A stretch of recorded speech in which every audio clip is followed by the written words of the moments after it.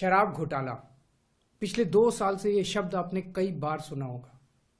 2 साल से बीजेपी की सारी एजेंसीज कई रेड मार चुकी हैं, कई लोगों को गिरफ्तार कर चुकी हैं, लेकिन अभी तक एक भी पैसे का हेरफेर कहीं नहीं मिला, कहीं से एक भी पैसा नहीं मिला। अगर भ्रष्टाचार वाकई हुआ है तो इतने करोड़ों रुपए गए कहां? क्या सारा पैसा हवा में गायब हो गया? सच्चाई यह है कि किसी तरह का कोई भ्रष्टाचार हुआ ही नहीं। अगर होता तो पैसा भी मिलता। ऐसे फर्जी केस में आम आदमी पार्टी के कई नेताओं को इन्होंने अभी तक जेल में रखा हुआ है। किसी के भी खिलाफ कोई सबूत नहीं है, कुछ साबित नहीं हो रहा, खुलेआम गुंडागर्दी चल रही है, किसी को भी पकड़ के जेल में डाल दो। अब बीजेपी मुझे गिरफ्तार करना चाहती है। मेरी सबसे बड़ी संपत्ति, मेरी सबसे बड़ी ताकत मेरी ईमानदारी है। झूठे आरोप लगा के, फर्जी समन भेज के ये मुझे बदनाम करना चाहते हैं, मेरी ईमानदारी पे चोट करना चाहते हैं। इन्होंने मुझे समन भेजे हैं। मेरे वकीलों ने मुझे बताया कि ये समन गैर कानूनी है।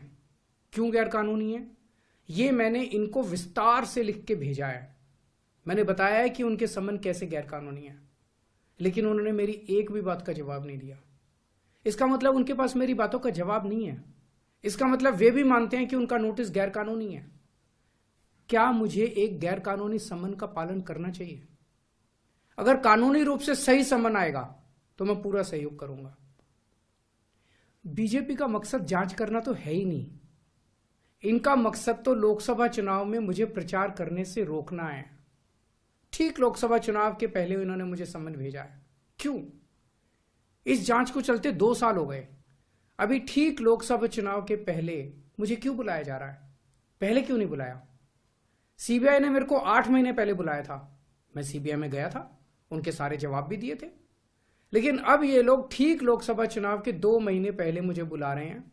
तो बीजेपी का मकसद कोई पूछताछ करना थोड़ी है। इनका मकसद है पूछताछ के बहाने केजरीवाल को बुला लो और उसे गिरफ्तार कर लो, ताकि मैं लोकसभा चुनाव में प्रचार ना कर पाऊं।